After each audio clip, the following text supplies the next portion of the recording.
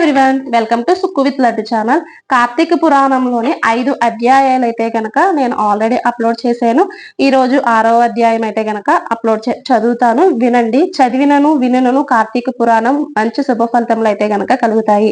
ఇందులో మనం కార్తీక స్నానం ఎందుకు చేయాలి, దీపారాధన యొక్క మహిమ, అలాగే వనభోజనాల యొక్క మహిమ, కార్తీక మాసంలో దీపం వెలిగించడం వల్ల వచ్చే పుణ్య ఫలితం, అలాగే మనం తెలిసి కానీ తెలియక కానీ చేసిన దోషాలు ఏవైనా ఉంటే వాటికి పరిహారాలు ఎలాగా అనుభవించాలి, ఇవన్నీ అయితే గనక ఉన్నాయి. కాబట్టి మనం ఎన్ని తప్పులు తెలిసి తెలియక చేసినా కూడా ఈ కార్తీక మాసంలో ఒక దీపం పెట్టి శివుణ్ణి వేడుకొన్న ఇప్పటి వరకు మనం చేసిన పాపాలన్నీ పోతాయి అని చెప్పి ఇప్పటి వరకు నేను చదివిన 5 కథల్లో ఉంది.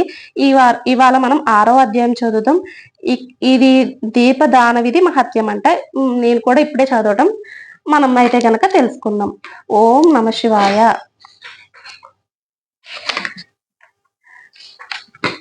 6వ అధ్యాయం దీపదాన విధి మహత్యం. ఓ రాజశ్రేష్ఠుడా, ఏ మానవుడు కార్తీక మాసము నెల రోజులు పరమేశ్వరుణ్ణి శ్రీ మహావిష్ణువుని పంచామృత స్నానం చేయించి కస్తూరి కలిపిన మంచి గంధపు నీటితో భక్తిగా పూజించును, అట్టి వానికి అశ్వమేధ యాగం చేసినంత పుణ్యం దక్కును. అటులనే ఏ మానవుడు కార్తీక మాసమంతయు దేవాలయమునందు దీపారాధన చేయును వానికి కైవల్యం ప్రాప్తించును. దీపదానం చేయుట ఎటులనగా పైడి ప్రతి తానే స్వయంగా తీసి శుభ్రపరిచి ఒత్తులు చేయవలను. వరిపిండితో కాని గోధుమ పిండితో కాని ప్రమిద వలె చేసి ఒత్తులు వేసి ఆవు నెయ్యి వేసి దీపం వెలిగించి ఆ ప్రమిదను బ్రాహ్మణులకు దానం ఇయ్యవలను. శక్తి కొలది దక్షిణ కూడా ఇవ్వవలను. ఈ ప్రకారంగా కార్తీక మాసం అందు ప్రతిదినము చేసి ఆఖరి రోజున వెండితో ప్రమిదను చేయించి బంగారంతో ఒత్తిని చేయించి ఆవు నెయ్యి నిండుగా పోసి వేనుక చేసిన ప్రకారంగా గోధుమ పిండితో ప్రమిదను చేసి ఆవు నెయ్యిని పోసి దీపం వెలిగించి ఈ నెల రోజులు దానం చేసిన బ్రాహ్మణునికి ఇది కూడా దానం ఇచ్చిన ఎడల సకల ఐశ్వర్యములు కలుగుటియే కాక మోక్ష ప్రాప్తి కూడా కలుగును. దీపదానం చేయువారు ఇట్లు వచింపవలను. సర్వజ్ఞానప్రదం దివ్యం సర్వసంపస్సు కావహం దీపదానం ప్రదాస్యామి శాంతిరస్తు సదామమ అని స్తోత్రం చేసి దీపదానం చేయవలను. దీని అర్థం ఏమనగా అన్ని విధముల జ్ఞానం కలుగుజేయునదియు సకల సంపదలు ఇచ్చునది అగు ఈ దీపదానం చేయుచున్నాను, నాకు శాంతి కలుగుగాక అని అర్థము.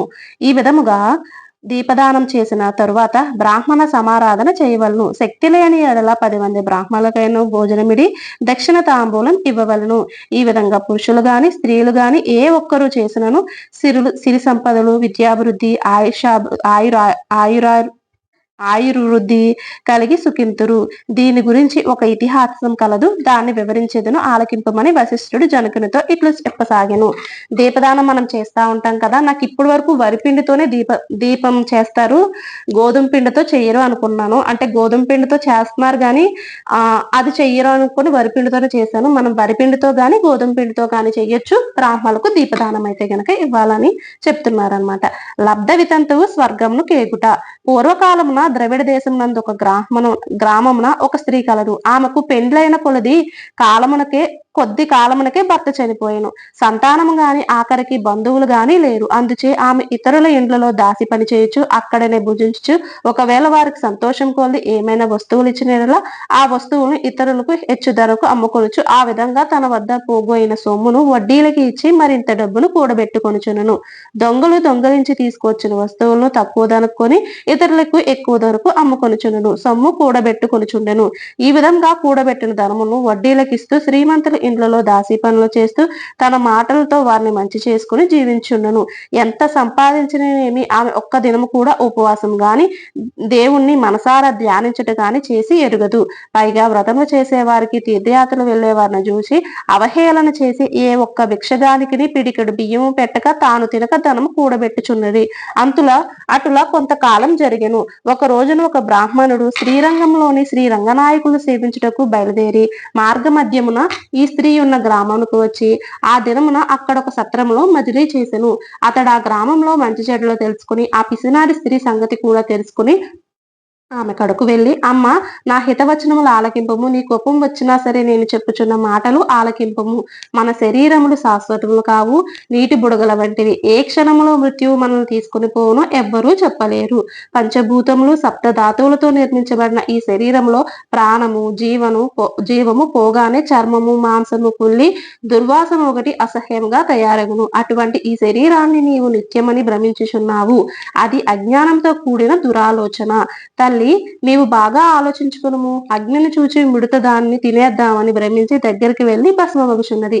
అట్లనే మానవుడు కూడా ఈ తనువు శాశ్వతమని నమ్మి అంధకారంలో బడి నశించుచున్నాడు. కాన నా మాట ఆలకించి నీవు తినక ఇతరులకు పెట్టక అన్యాయంగా అర్జించిన ధనము ఇప్పుడైనను పేదలకు దాన ధర్మములు చేసి పుణ్యకారములు సంపాదించుకునుము.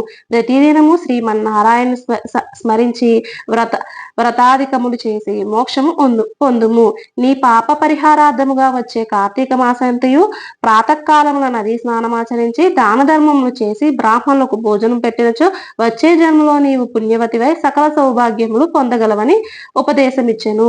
ఆ వితంతురాలు బ్రాహ్మణుడు చెప్పిన మాటలు తన్మయురాలే మనస్సు మార్చుకొని నాటి నుండి దాన ధర్మంలో చేయుచు కార్తీక మాస వ్రతం ఆచరించుటకు జన్మరాహిత్యమై మోక్షమును పొందెను. కావున కార్తీక మాస వ్రతంలో అంత మహత్యం ఉన్నది. షష్టాధ్యాయము 6వ రోజు పారాయణం సమాప్తము.